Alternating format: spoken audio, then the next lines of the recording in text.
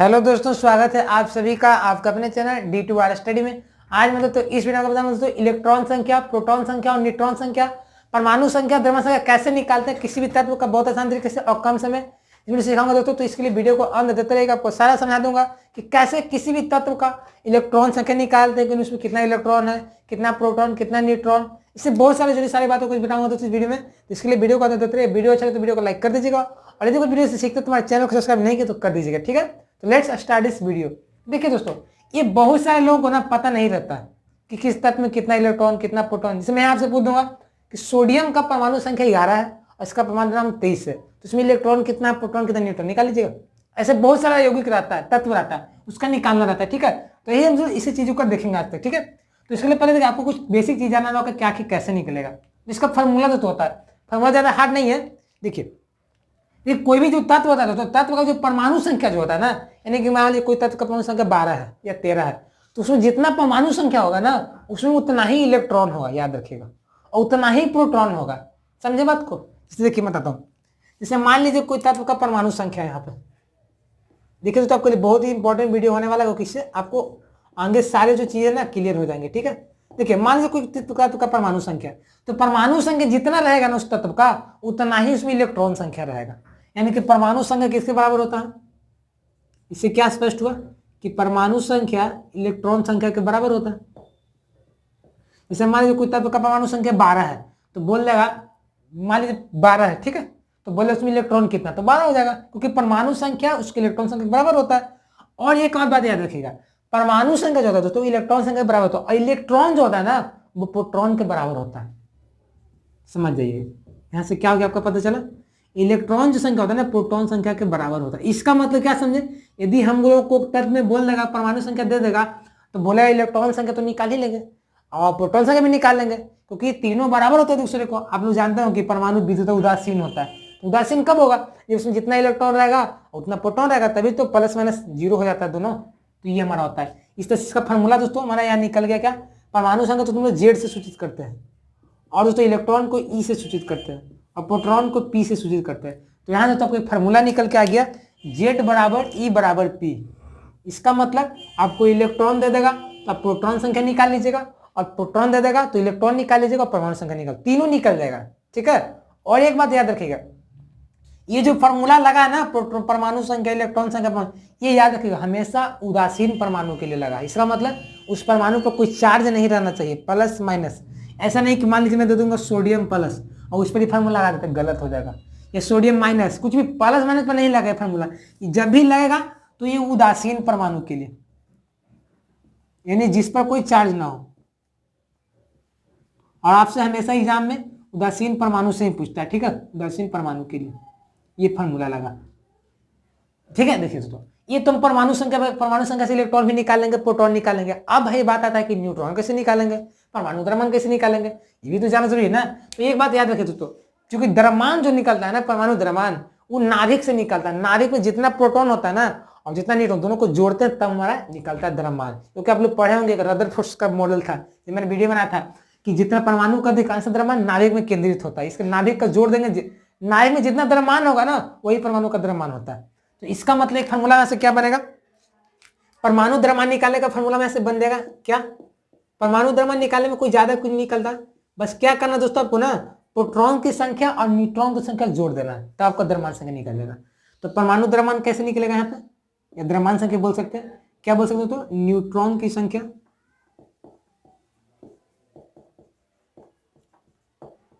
Plus में दोस्तों क्या कर देंगे, प्रोटॉन की संख्या। देखिए ये तो हमारा हो गया दोस्तों, यानी कि देखिए एक बात याद रखिए, परमाणु जो द्रव्यमान होता है ना उसको हम लोग दोस्तों ए से सूचित करते हैं, ए से। देखिए ये हमारा ए हो जाएगा, और न्यूट्रॉन को एन से सूचित करेंगे और प्रोटॉन को पी से सूचित करेंगे। इसका मतलब दोस्तों आपको यहाँ से एक फार्मूला निकल के आ गया, ए बराबर एन प्लस पे, यानी कि न्यूट्रॉन की संख्या दे देगा और प्रोटॉन से दे देगा, जिससे परमाणु द्रव्यमान भी निकलेगा। अभी फार्मूला बताना, अभी एग्जाम्पल नहीं दे रहा। और अभी थोड़ा सा ध्यान दीजिए दोस्तों, यहाँ पे बताया था कि जो पी जो होता है ना वो ई के बराबर होता है, जेड के बराबर होता है। यहाँ से एक और फार्मूला बोल सकते हैं, ए बराबर क्या आ जाएगा, एन प्लस ई, यानी कि जब इलेक्ट्रॉन को जोड़ देंगे और न्यूट्रॉन को जोड़ देंगे तो हमारा निकल जाएगा परमाणु द्रव्यमान, भी हो सकता है। एक और यहाँ से फार्मूला बन जाएगा दोस्तों, क्या, n प्लस जेड, क्योंकि हम लोग जानते हैं p जो होता है z के बराबर होता है। यानी कि दोस्तों जब परमाणु संख्या को जोड़ देंगे ना न्यूट्रॉन में, तो वहां से परमाणु द्रव्यमान निकलेगा। यानी कितना फॉर्मूला बन रहा है ये, तो दोस्तों परमाणु द्रव्यमान निकल जाएगा। अब भाई न्यूट्रॉन की संख्या कैसे निकालेंगे, तो आप कब निकाल नहीं सकते हैं, क्या करेगा, जब इधर वाला निकालना है तो इस साइड आएगा ना, तो माइनस में हो जाएगा। यानी कि दोस्तों n का मान कैसे निकलेगा, a माइनस में p। लेकिन न्यूट्रॉन की संख्या कैसे निकलेगा, जब परमाणु द्रव्यमान में से प्रोटॉन की संख्या घटा देंगे तो न्यूट्रॉन की संख्या निकल जाएगा। या तो दोस्तों परमाणु द्रव्यमान में से ना इलेक्ट्रॉन की संख्या घटाएगा तभी आपको न्यूट्रॉन निकल जाएगा, या परमाणु द्रव्यमान में से परमाणु संख्या घटाएगा तभी न्यूट्रॉन निकल जाएगा। ये फॉर्मूला है। तो फॉर्मूला कोई बना नहीं है, ये बस एक कंसेप्ट से ही आया है, इसको रटने का प्रयास नहीं करेगा। बस एक चीज जानिए कि परमाणु द्रव्यमान कैसे निकलेगा, न्यूट्रॉन की संख्या प्रोटॉन की संख्या जोड़ने पर। और एक बात याद रखिएगा कि परमाणु संख्या जो होता है प्रोटॉन की संख्या और इलेक्ट्रॉन संख्या बराबर होता है, इससे आप आ जाए। और एक बात याद रखिए, थोड़ा सा यहाँ पे काम करेगा।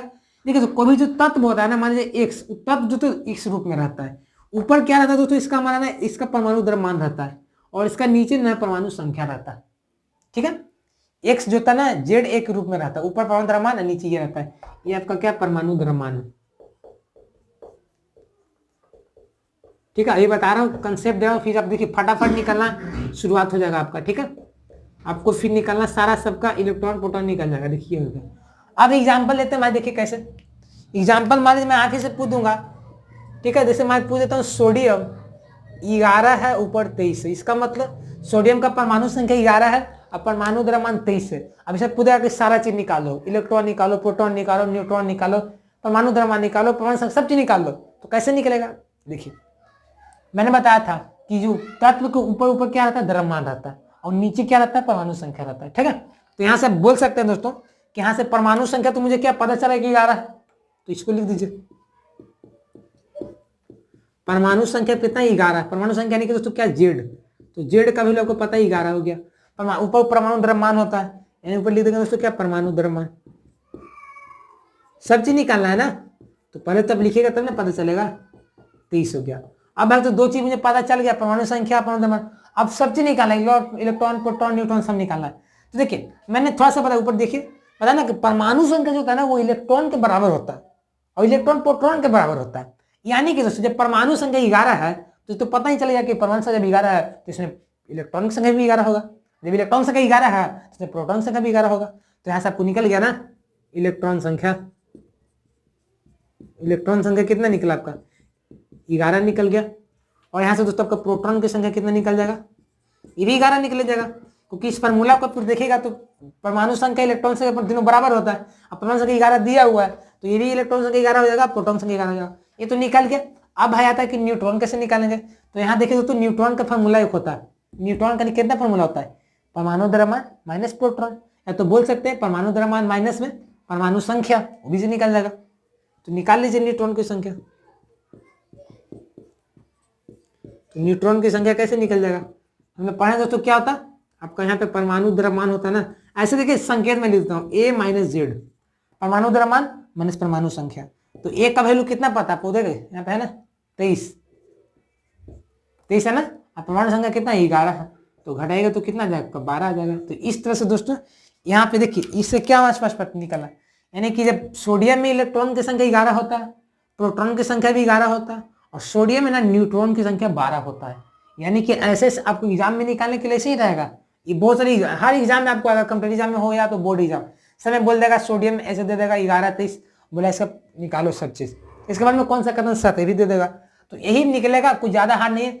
एक फॉर्मूला ये वाला याद रखिए, तीनों इलेक्ट्रॉन प्रोटॉन तीनों बराबर होता है, और ये वाला याद रखिए तो बना सकते हैं। ठीक है, इसमें मैं एक और जगह एग्जाम्पल लेता हूँ आपको, इसे मान लीजिए दोस्तों आपको दे देगा ऑक्सीजन, दोस्तों दे देगा यहाँ पे 8 और ऊपर दे देगा 16, यानी कि ऑक्सीजन का परमाणु संख्या 8। ये बात याद रखिए, कुछ याद रखिए, ये याद रखिएगा हमेशा, जो नीचे होगा ना वो द्रव्यमान परमाणु संख्या, और ऊपर होता है परमाणु द्रव्यमान होता है। ठीक है, तो ये 8 है नीचे, ऊपर 16, इसका मतलब ऑक्सीजन का परमाणु जो द्रव्यमान संख्या 8 है, और यहाँ पे सॉरी यहाँ पे परमाणु संख्या 8 है और द्रव्यमान संख्या 16 है। तो यहाँ से दोस्तों क्या यानी कि इसका मतलब क्या हो गया, हमारा जेड का मान कितना दिया 8 दिया, और दोस्तों ऊपर 16 है ना, यानी ए का मान 16 दिया। यानी कि दोस्तों जब जेड का मान 8 दिया है, इसका मतलब जब परमाणु संख्या 8 है तो इसका इलेक्ट्रॉन की संख्या भी 8 होगा, इसका प्रोटॉन भी 8 होगा, क्योंकि यहाँ पे देखिएगा कि जेड होता है ई के पी के बराबर होता है। तो इसका मतलब दोस्तों ऑक्सीजन में इलेक्ट्रॉन की संख्या कितना निकल के आ जाएगा 8 निकल के आ जाएगा, और इसमें दोस्तों प्रोटॉन की संख्या कितना निकल गया 8 निकल के आ जाएगा। तो आपसे कोई सवाल यदि पूछ देगा कि ऑक्सीजन में इलेक्ट्रॉन की संख्या कितना होता है, तो क्या बताइएगा 8 बताइएगा। अब प्रोटॉन की संख्या भी 8 होता है। अब न्यूट्रॉन पूछेगा तो कैसे बनाएंगे, तो न्यूट्रॉन का फॉर्मूला क्या होता है, ए माइनस में जेड, यानी कि परमाणु संख्या, परमाणु द्रव्यमान माइनस में परमाणु संख्या। तो ए का मान 16 है और जेड का मान 8 है, तो 16 में 60 जाएगा तो कितना जाएगा 8। तो इसका मतलब दोस्तों आपको ना ऑक्सीजन में कुछ भी पूछे, इलेक्ट्रॉन की संख्या भी 8, प्रोटॉन की संख्या भी 8 और न्यूट्रॉन की संख्या भी 8, परमाणु संख्या भी 8। तो इस तरह से दोस्तों निकल जाता है। ठीक है, मैं और बहुत सारे एग्जाम्पल बताऊंगा यहाँ पे। ठीक है, ये तुम्हारा हो गया। तो पहले इसको नोट करिएगा, फिर मैं यहाँ पे 4-5 एग्जाम्पल और है, उससे मैं बता दूंगा कि कैसे आपको सवाल आएगा। ठीक है, पहले सब नोट। अब देखिए जैसे मान लिया आपको सेकंड में प्रश्न है, इसमें देखिए कार्बन दे देगा, इसे दे देगा। देखिए कार्बन आपका दोस्तों यहाँ पे दे देगा, कार्बन में से देखिए ऐसे देगा, कार्बन में बोलेगा ना कि न्यूट्रॉन की संख्या 6 है। ठीक है, न्यूट्रॉन की संख्या 6 है और इलेक्ट्रॉन की संख्या भी 6 है। तो बोलेगा कि इसका परमाणु, इसका बोले, इसमें बोलेगा प्रोटॉन की संख्या कितना होगा, इसका द्रव्यमान संख्या कितना होगा, इसे बोलेगा परमाणु संख्या कितना होगा।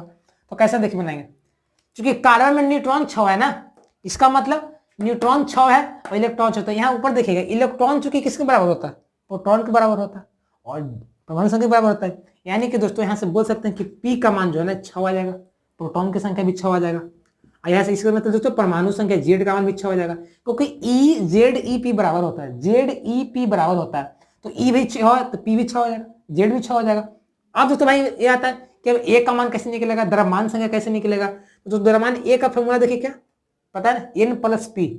तो N प्लस P, तो आपको तो N तो दिया ही है 6 और P तो पता ही है 6, यानी कि 6 6 कितना हो जाएगा 12। तो इसका मतलब दोस्तों कार्बन में इलेक्ट्रॉन की संख्या 6 है, तो कार्बन में प्रोटॉन की संख्या भी 6 ही होगा। याद रखिएगा, कार्बन में प्रोटॉन भी 6 होता है, इलेक्ट्रॉन भी 6 होता है, न्यूट्रॉन भी 6 होता है। और कार्बन का सबसे बड़ा याद परमाणु द्रव्यमान कितना होता है, इस द्रव्यमान संख्या 12 होता है। कार्बन का द्रव्यमान संख्या कितना होता है 12 होता है। और परमाणु संख्या Z का मान 6, Z जो होता है ना वो परमाणु संख्या को बताता है और ये जो है द्रव्यमान संख्या को बताता है। ठीक है, ये तो ऐसे रहेगा तो बना लेंगे। जैसे और जैसे सेकंड थर्ड नंबर देख लेते, इसे दोस्तों आर्गन का दे देगा, आर्गन 18 ऊपर 40 दे देगा। बोलेगा ना कि आर्गन में इलेक्ट्रॉन प्रोटॉन न्यूट्रॉन सब निकालो, तो कैसे निकालेंगे, 18 है ऊपर 40 का मतलब आर्गन का परमाणु संख्या 18 है, यानी संख्या का मतलब Z, तो Z का मान 18 और दोस्तों ऊपर 40 यानी कि उसका मतलब A का मान 40, ये मतलब द्रव्यमान संख्या। अब सब निकालना तो कैसे निकालेंगे, ठीक है, फॉर्मूला याद रखिए, पढ़े ना, Z बराबर P बराबर E।